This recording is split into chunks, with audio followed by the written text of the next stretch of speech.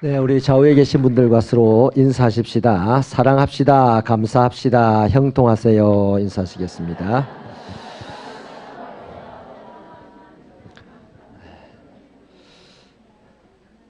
하나님의 평강이 우리 안에 충만하고 하나님의 말씀이 우리 안에 가득하고 하나님의 이름을 믿는 그 믿음이 있다면 우리는 얼마든지 사랑하고 얼마든지 감사하면서 살아갈 줄 믿습니다.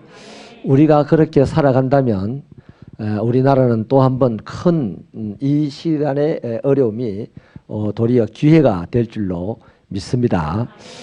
그런 차원에서 한 번 더 인사하십시다. 주위의 사람에게 이 기회에 우리가 주인공이 됩시다.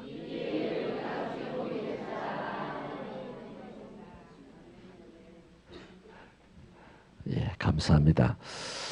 오늘은요, 회복시키시는 하나님에 대하여서 우리가 말씀을 나누겠는데, 지난 시간 우리가 말씀을 나누기를 우상숭배자들의 결국이 바람 부는 날에 자기들한테 바람이 부는 날이 오겠고 또 부르짖을 날이 올 것이다. 그건 곧 바벨론이 침략을 해올 것에 대한 말씀이죠. 그때는 우상들은 바람에 날려갈 것이고 그들의 우상숭배자들의 하나님과의 관계가 어땠는지 공의가 100일 안에 드러나 보이게 될 것이다. 하나님이 드러낼 것이라고 말씀하셨습니다. 그런 이제 결국이 이 우상숭배자들의 결국이고 그 당시 의인들이라는 사람이 있는데요. 의인들은 고통을 당하거나 데려감을 당하거나 죽거나 뭐 그랬었습니다.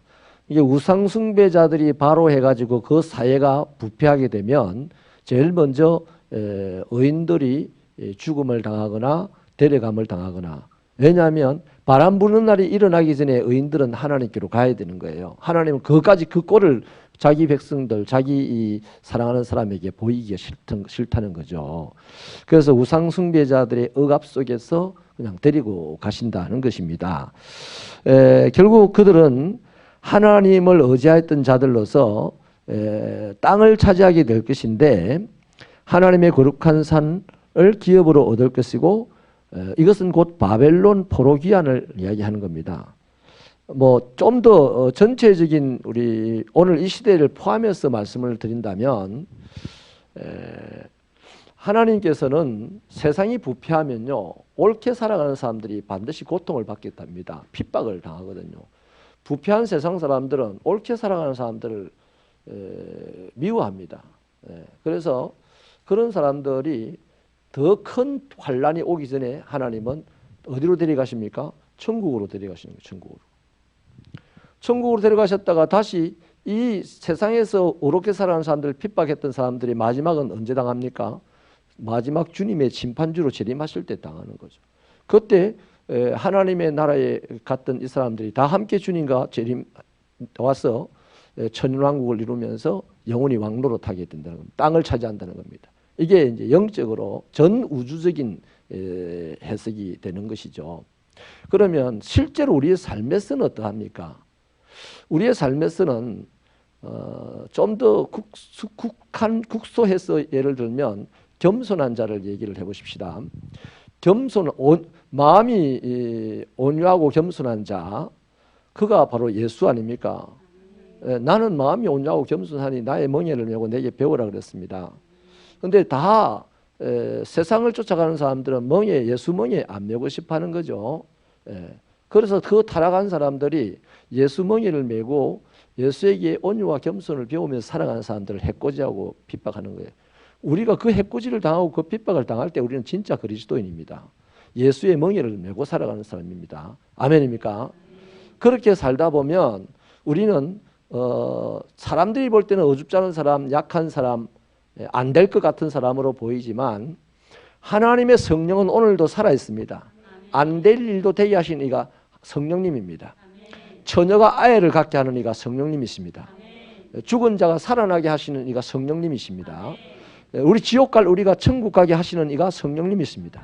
그 성령님은 못하실 일이 없는데 그 성령님은 오늘 주님이 이곳에 우리 가운데 보내셔서 우리 가운데 지금 역사하기 때문에 이렇게 겸손하고 온유하게 핍박을 받으면서 억울하게 누명을 쓰면서 고통을 당하면서 하나님을 의지하고 견디는 사람은 성령님의 도움에 의해서 육체가 멀쩡한 가운데 좋은 일을 본다니까요. 아멘이십니까? 우리 꼭 전 우주적인 말씀으로 저 천국 가는 것만 지금 이야기하고자 하는 것이 아닙니다. 그 원리, 이 땅에서 시련 가운데서도 옳게 주님 때문에 옳게 살려고 하면 하나님이 천국으로 데려가셔서 천국을 차지하게 하시는 거예요. 그것을 오늘 우리들의 삶에까지 끌어와서 적용을 시켜보면 이 60년, 80년, 100년을 살아가는 사람들도 그리스도인답게 살아가면 남들이 보기에는 어줍지 않고 안 될 일만 골라 사는 것 같지만, 맨날 손해만 보는 것 같지만 그 사람은 반드시 육체가 멀쩡한 가운데 큰 은혜의 역사를 이 땅에 보여준단 말입니다. 그래서 이것이 나의 간증이요 이것이 나의 찬송이라는 노래도 찬송가 가사에 있지 않습니까? 자, 그래서요, 지난 시간에 우리가 그렇게 살펴봤는데 오늘은 그렇게 이 가나안 땅이 망해버렸지 않습니까? 의인들은 바벨론으로 잡혀가 버렸어요. 그런데 그것을 하나님이 어떻게 회복하시느냐? 14절을 보니까 길을 도두어 길을 수축하고, 다시 말하면 움푹움푹 파진 길이 사람들이 걸어 다닐 때 불편하니까 그것을 다 메꾸어서 도도해 가지고 평평하게 만든다는 거죠. 또 거치는 것을 제한다. 이 말은 또 불퉁불퉁 솟아있는 어떤 뭐 바위라든지 이 돌멩이라든지 이런 것들을 다 제거해 가지고 평평하게 만든다는 겁니다. 그래서 마태복음에도 가보면, 누가복음에도 가보면 낮은 곳을 높이고 높은 곳을 낮추는 그 예수님이 오실 길을 예비하라는 것이 있지 않습니까? 그렇게 하나님께서 만든다는 거죠. 그 사람이 할 수 없는 일들, 바벨론 땅에서 다시 가나안 땅으로 70년 후에 고국으로 돌이키는, 바벨론 땅에서 다 죽을 거라고 생각했습니다. 먼저 이 땅에서 지금 힘께나 쓰는 우상숭배자들, 세상에 취하여 사는 사람들이 먼저 잡혀가는 사람들 보고 가다가 죽을 것이고 바벨론에서 죽을 것이고 죄가 많아서 잡혀가고 참 어리석어서 잡혀간다고 욕을 했는데, 그들은 바벨론에 가서 70년을 살았어요. 여기는 바벨론이 잡혀가고 난 직후에 다 죽어버렸어요. 제가 종종 쓰는 말이죠. 굶어 죽고 기근에 죽고 창에 찔려 죽고 도망가다가 죽는, 저거들끼리 싸워서 죽고, 하여튼 내놓으라 하고 그 고통 가운데 어렵게 살아가던 사람들, 그래서 어렵게 살아가다가 바벨론에 잡혀갔던 사람들을 비난하고 저주했던 사람들 진작에 다 죽어버리는 거죠. 그래서 그 거칠어진 땅에 하나님께서 아무도 할 수 없는 거죠. 사람이 짐승밖에 없는데 뭐 또 다리를 저는 자들은 이런 사람들밖에 없는데 그 땅을 어떻게 거친 땅을 평평하게 만들겠어요? 하나님께서 하신다는 겁니다. 그래서 광야에 새길을 내시고 사막에 강물을 내시는 그 하나님, 바벨론 포로가 돌아올 때 짐승들도 이스라엘 백성들을 존경하게 한다고, 이스라엘 백성들을 위해서 하나님이 새길을 내시고 물길을 내시니 그 근근한 땅에 굶어 죽어가던 목말라 죽어가던 짐승들도 아이고 당신들 때문에 하나님이 역사하셔서 우리가 살게 됐습니다. 짐승도 존경하게 되는 역사가 온다는 거죠. 할렐루야. 짐승이 사람을 어찌 존경하겠습니까? 앞으로 한다니까요. 하나님의 말씀이 온 땅에 물이 바다를 덮음같이 덮게 되면 진정한 평화의 나라가 이루어지는데, 독사의 굴에 아이가 손을 넣고 장난을 쳐도 독사가 안 물고, 꼬마 아이가 곰을 몰고 다니고 사자와 소가 함께 풀을 뜯는 풀밭에 뒹구는 그 평화의 역사가 하나님의 말씀이 충만하게 되면 오는데, 하나님의 말씀을 이 땅에 충만하게 하는 이가 누굽니까? 성령님이잖아요. 성령님. 아멘이십니까? 자, 그래서 이러한 회복의 길을 지금 말씀을 하시는데요. 그러니까 바벨론에서 해방될 것을 직접적으로 지금 본문을 말씀을 하는 거예요. 70년 후에. 자, 그렇다면 여러분, 오늘 우리는 해방이라는 것에 대해서 한번 생각을 해봐야 됩니다. 자, 이스라엘 백성들이 가장 먼저 해방을 경험한 것은 애굽에서 경험한 해방입니다. 그 다음에 바벨론 백성들, 바벨론 포로로 갔던 남아있는 자들, 어렵게 살았던 약한 자들, 바벨론에서 해방을 받는 거죠. 오늘 저와 여러분은 어디서 해방을 받습니까? 오늘 우리는 어디로부터 해방받는 사람들이에요? 죄로부터 해방받는 사람들 아닙니까?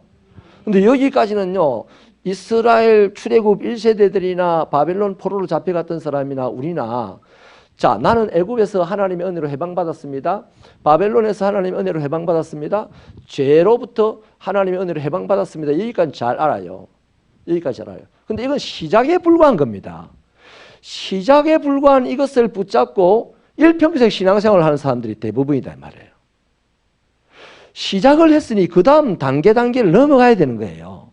자, 그래서 해방에 대한 우리 생각을 오늘 좀 고쳐서 해야 되겠는데 이스라엘 출애굽한 이스라엘 백성들을 예를 들어보기 시작점이니까 그들은 애굽으로부터 해방을 받았습니다. 그러면 어디로 해방을 받는 겁니까? 이거 아무도 생각을 안 하고 삽니다. 애굽으로부터 해방을 받았다는 것은 확실한데 어디로 해방을 받아가는 겁니까? 땅으로 치면 가나안 땅으로 가는 해방입니다. 맞습니까? 그런데 이 애굽에서 해방받은 사람들이 가나안 땅 안 가겠다 했어요. 힘들다고 안 가겠다, 기분 나쁘다고 안 가겠다, 배고프다고 안 가겠다, 목마르다고 안 가겠다 했습니다. 그건 뭡니까? 목표가 상실된 사람입니다. 목표가 상실되니까 어떻게 됩니까? 온갖 두려움과 겁이 찾아오고 그냥 눈에 보이는 게 없어요. 보여야 될 하나님이 보이지 않고 안 보여도 될 두려운 것들만 보인단 말이에요. 또 이 애굽으로부터 해방된 사람들이 땅은 가나안으로의 해방이지만 그들의 지위는 무엇으로의 해방입니까? 하나님께서 너희가 나의 제사장 나라가 되겠구라고 했습니다. 그러니까 어떤 지위? 제사장 나라가 되는 지위로의 해방입니다. 어디로부터? 노예로부터.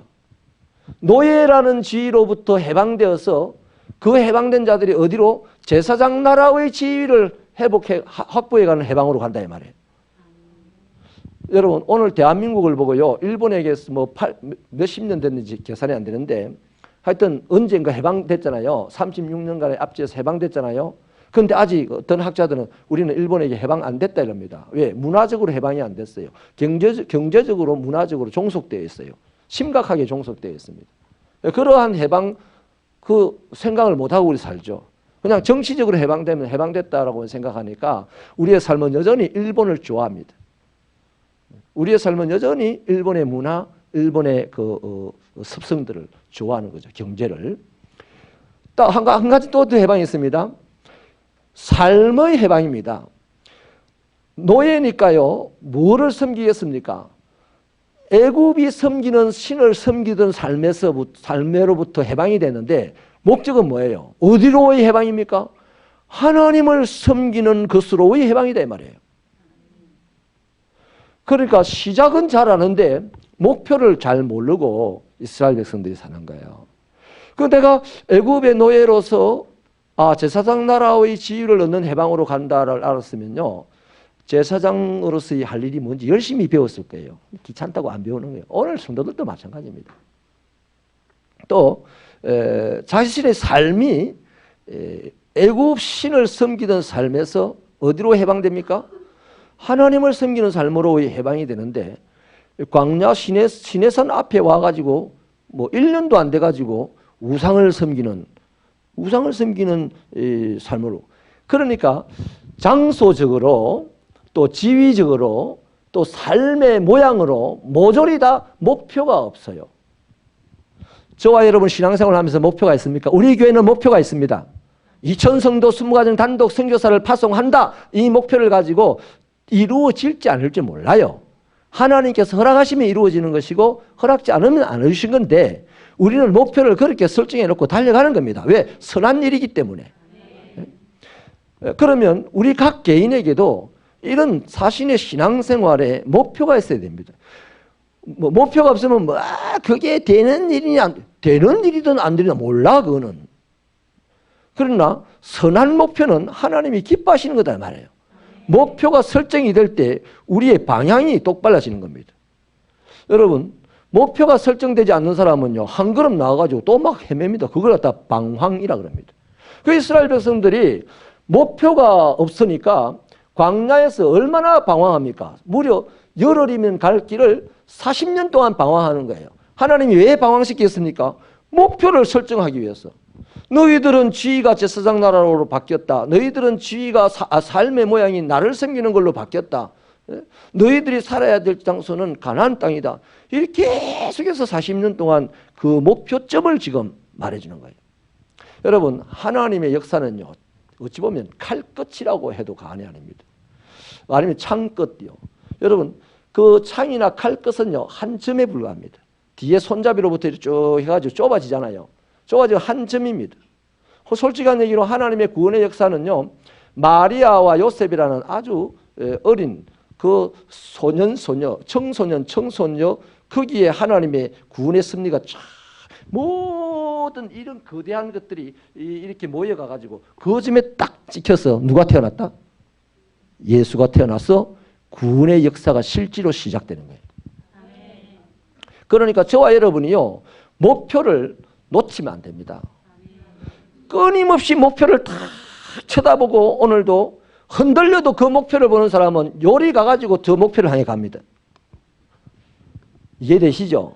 바람이 막 불어서 내가 흔들려서 이리 갈 수도 있어요. 근데 나 목표는 저기입니다. 여기 와서 저리로 갑니다. 근데 목표를 쳐다보지 않고 가는 사람은 흔들리면 목표가 없으니까 뭐 이래 가는 이래. 그래서 맨날 도는 게 광야다 이 말입니다. 광야. 자, 그럼 여러분, 이 가나안 땅에 결국엔요, 이렇게 훈련을 받았음에도 불구하고 목표를 하나님이 끊임없이 40년 동안 설정해 주었음에도 불구하고 그들의 삶은요, 목표를 이룬 건 딱 하나입니다. 가나안 땅을 얻은 겁니다. 땅을. 이스라엘 백성들이 목표를 이룬 건 딱 하나예요. 가나안 땅을 얻은 겁니다. 그 하나님은 가나안 땅만 얻으랬습니까? 왜 가나안 땅을 지적해서 목표점으로 세웠습니까? 그 가나안 원주민 8부족입니까? 그 원주민 부족들이 죄악이 땅에 가득 찼기 때문에 이제 그들을 썰어내고 모조리 썰어내고 너희들을 거기 심어서 나를 섬기는 땅으로 만들겠다는 것이죠. 그러니까 거기서 제사장 노릇을 해야 되고 거기서 거룩한 삶으로 하나님을 예배하는 삶이 되어야 되잖아요. 그런데 이 사람들이 그 목표 지점 땅에 장소에 도착해 가지고 보니 우상 숭배자들이 얼마나 화려하게 살아가고 얼마나 부자로 살아가고 얼마나 멋있게 살아가는지 뿅 가버린 거예요. 얼마나 농사를 잘 짓는지 얼마나 움직이지도 않고 한자리에 집을 짓고 행복하게 살아가는지.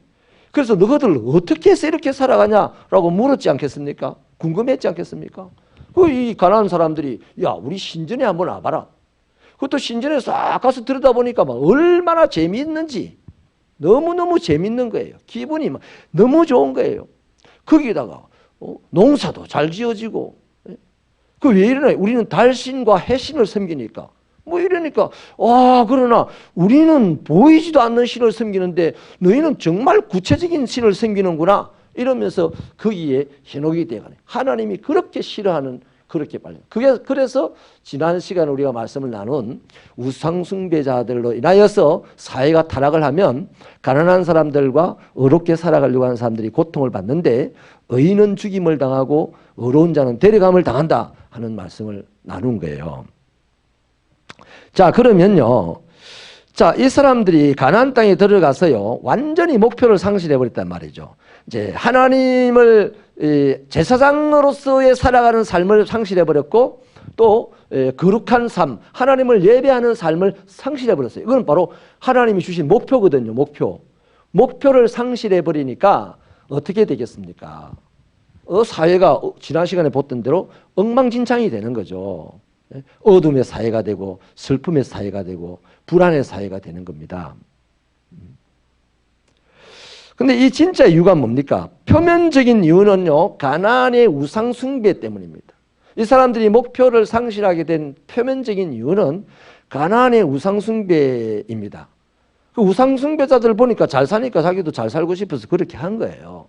그런데 진정한 이유는요, 성경이 밝히기를 17절에 한번 보실까요? 17절 같이 읽겠습니다. 시작.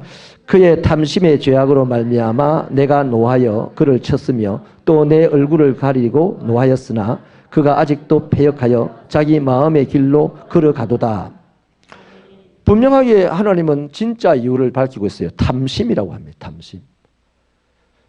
우리가 욕심을, 하나님의 백성들이 내야 될 욕심은요, 그리스도의 평강을 욕심내야 됩니다. 아멘입니까? 평강의 왕이신 예수를 내 마음에 가득하게 모시는 것을 욕심을 내야 돼요. 그 다음에 하나님의 말씀을 욕심을 내야 돼요. 하나님의 말씀이 내 안에 샘솟듯이 솟게 되기를 바라는 마음으로 살아야 되는 거죠. 그 다음에 믿음의 욕심을 내야 됩니다. 내 믿음이 겨자씨만한 믿음도 산을 들어 바다에 옮기리라. 그래서 겨자씨만한 믿음 그러지 마시고 큰 믿음이 되려는 욕심을 가져야 되는 거예요. 하나님이 우주보다 크고 강대하십니까? 진짜 믿습니까? 그러면 우리는 뭐 해야 됩니까? 우리는 좁쌀만 해야 됩니까? 내 아버지가 우주보다 크고 강대한데 그 자식은 좁쌀만 해야 됩니까? 그러니까 최순실 같은 인간이요, 돈은 수십억을 가졌는데 김치 안 준다고 막 욕을 하고 막 직원이 비싼 칼국수 먹는다고 욕을 하고 그러지. 에이그 째째하기는. 그건 그 최순실이 그 일가만이 아니고요. 규모의 차이가 있지. 우리도 마찬가지인 거예요. 우리도.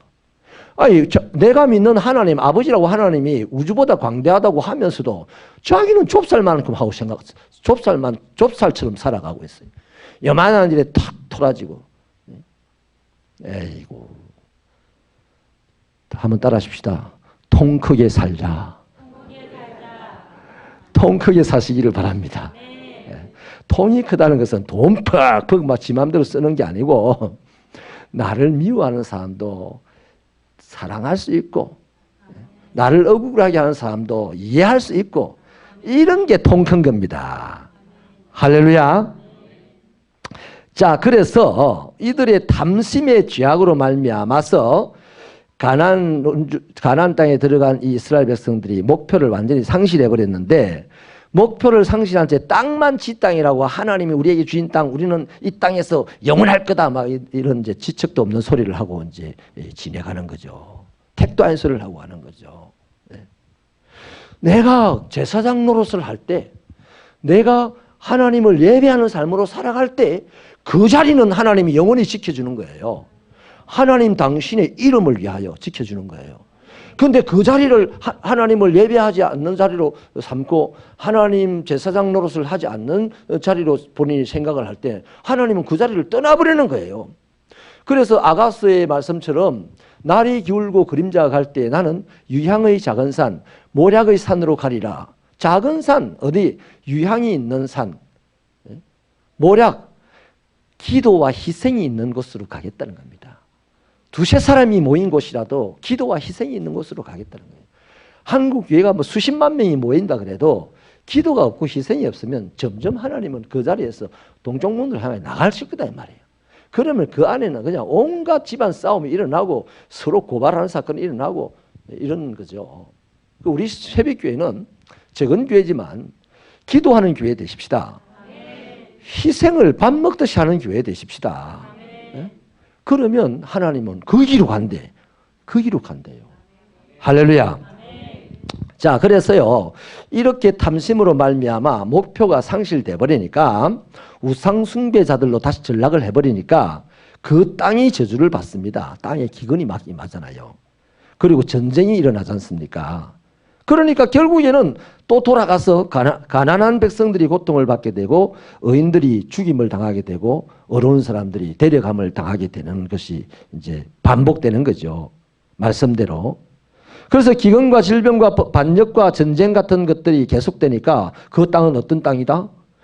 하나님이 주신 땅인데 어둠의 땅이 돼버리고 슬픈 곡소리가 가득한 땅이 돼버리는 거예요. 이해되십니까? 자, 그런데 이제 그러한 상황에서 하나님은요, 회복을 이야기하는데요. 하나님께서 15절을 우리 같이 읽겠습니다. 15절 시작. 지극히 존귀하며 영원히 거하시며 거룩하다 이름하는 이가 이와 같이 말씀하시되 내가 높고 거룩한 곳에 있으며 또한 통회하고 마음이 겸손한 자와 함께 있나니 이는 겸손한 자의 영을 소생시키며 통회하는 자의 마음을 소생시키려 함이라. 아멘. 자, 하나님은 먼저 어디 계신지를 얘기를 합니다.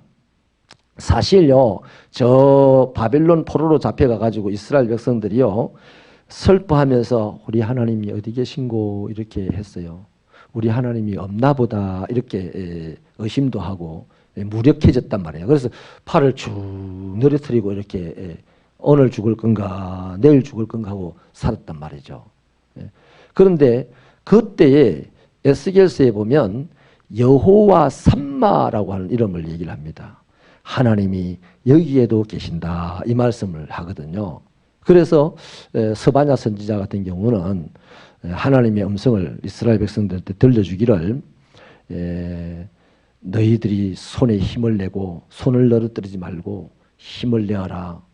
너희 하나님 여호와가 너희 가운데 계시니 너희로 인하여 기쁨을 이기지 못하여 즐거워하며 노래하신다. 그러는 거예요. 왜 그럴까요, 여러분? 이스라엘이 잘했어요? 이스라엘이 착했어요? 아니에요. 하나님의 경륜 때문입니다. 하나님은 70년 후에 다시 그 짐승들만 있고 다리 저는 이런 사람들만 있는 그 가나안 땅에 이들을 데리고 갈 것을 생각하니까 막 너무 기쁜 거예요. 이들을 회복시킬 걸 생각하니까 하나님 너무 기쁜 거예요. 그러니까 내가 이렇게 기뻐한다 너희를 보면서 그냥 너희 손에 힘내라. 팔 늘어뜨리고 있지 마라. 그러시는 거예요. 할렐루야. 그 팔을 늘어뜨렸다가 어떻게 잘못하면 다치기 쉬워요. 그럼 다쳤을 때 막 이래가지고 고향 돌아가 되겠습니까? 반듯하게 돌아가야 되죠. 저도 오늘 우리 젊은이들이나 어린아이들이나 보면 청년사역을 보면서 좀 막 사는 아이들이 있습니다. 부모가 잘 믿는데도 불구하고 항상 기도하기를 하나님 안전하게 하여 주십시오 그럽니다. 반드시 잘 될 것을 저는 믿어 의심치 않습니다. 하나님은요 못된 짓 골라하는 교회 불지르는 사람을 제주도 선교사로 파송하시는 분이 하나님이십니다. 아멘이십니까? 그러니까 반드시 하나님의 자녀들은 잘 되게 되어 있어요.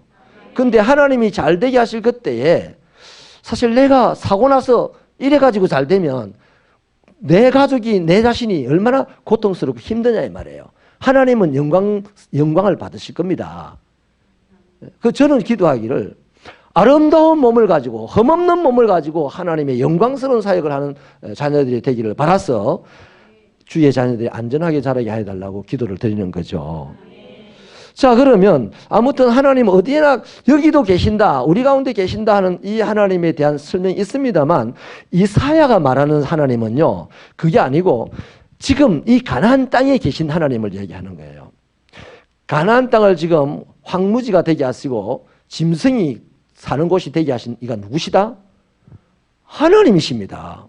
자, 여러분 여기서 우리 한 가지 분명하게 신앙적인 정립을 해야 될 것이 있는데요. 하나님은 전능하시죠. 전능하신 하나님이라면 우리의 막힌 길을 뚫어주시는 분이십니다. 그런데 우리 열린 길을 막으시는 분이기도 합니다. 그런데 우리가 대체로 생각을 하기를 그거 재수없게 생각하는 거예요. 나의 길을 뚫어주시는 하나님만 주로 생각을 하지 나의 길을 막으시는 하나님 생각 잘 안 합니다. 그 인정하고 싶지 않습니다. 그런데 언제나 하나님은요 전능하다는 말 안에는 나를 죽이기도 하시고 살리기도 하신다는 얘기입니다. 하나님이 나를 죽이면 내가 순복하는 마음으로 죽는 겁니다. 하나님이 나를 살리면 찬양하면서 사는 겁니다. 아멘이십니까? 그래서 이러나 저러나 하나님의 뜻을 이루는 거예요. 또 봐라 죽인다 하니까 다 쫄해가지고 아멘도 하기 힘들어하고 죽어야 살지. 죽어야 살죠. 여러분 더 쉽게 이야기하기 편하게 하나님께서 내 활짝 열린 이 인생 길을 하나님 확 닫아부어요. 그러면 내가 뭐 해야 됩니까? 닫힌 문 앞에서 하나님을 인정하고 주신 이도 하나님이시니 가져가신 이도 하나님이십니다 하면서 겸손히 하나님께서 어떻게 긍휼을 베푸실지를 기다려야 되죠. 그 내가 기다리고 기다렸더니 하나님께서 나를 건지시기를 기가 막힐 웅덩이에서 건져주셨다 이 노래를 할 수 있잖아요. 기다리지도 않고 뭐 하나님 왜 답답합니까? 기분 나쁩니다. 이런 하나님을 내가 믿어야 됩니까? 이러면요 하나님은 이해는 하십니다. 그러나 그 사람이 마음에 들겠어요? 자식도요 자식이지만 마음에 드는 자식이 있고 마음에 안 드는 자식이 있습니다. 그러니까 우리 새벽교회 성도들은 이 하나님을 제대로 믿으시기 바랍니다. 나의 길을 막으시기도 하시고 나의 길을 열어주시기도 한다. 막으실 때는 겸손히 인내하며 기다려야 되는 것이고 그게 하나님 인정하는 거죠. 여실 때는 찬송하면서 달려가는 것이고 그게 하나님을 인정하는 겁니다. 열어주는데도 이게 뭐 가다가 또 엎어지면 어떡하나 하고 막 머뭇거리는 자 되지 마시고 닫으실 때 하나님 도대체 기분 나쁘게 왜 이러십니까? 불평하는 자 되지 마시고 범사의 여호와를 인정하실 수 있는 저와 여러분 되시기를 바랍니다. 그래서 하나님은요, 지금 높고 거룩한 곳에 계시다는 겁니다. 원래 시온산은 높다는 표현입니다. 예루살렘 그 가나안 땅은 높다는 얘기입니다. 하나님은 높고 거룩한 곳에 계신데, 자 여러분, 찬송가에 보면 저 높은 곳을 향하여 가는 사람들의 소망이 뭡니까? 그곳은 빛과 사랑이 언제나 넘치옵니다. 하나님이 계신 그 높고 거룩한 곳에는 빛과 사랑으로 충만한 겁니다. 자, 그러면 바벨론에 포로 잡혀갔던 어둠에 살던 사람들이 힘들게 고향으로 왔습니다. 그래 왔을 때 그 빛으로, 그 사랑으로 완전히 치유되고 회복될 거 아닙니까?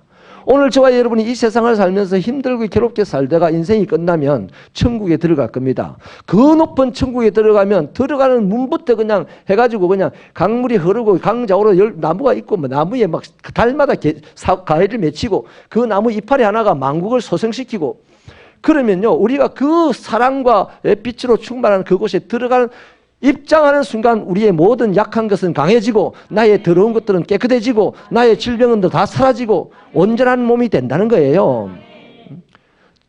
우리 천국 들어가는 때는요, 다 영광스럽습니다. 어떤 모양으로 살았어도 다 영광스러운 거예요. 그런데 천국 들어가기 전의 모습은 다 저만 이런 모양 저런 모양 있고 안 좋은 모양도 있지 않습니까? 그래서 주님이 계신 곳은 빛과 사랑이 충만한 곳, 그곳은 진정한 회복, 진정한 치유가 이루어지는 거예요.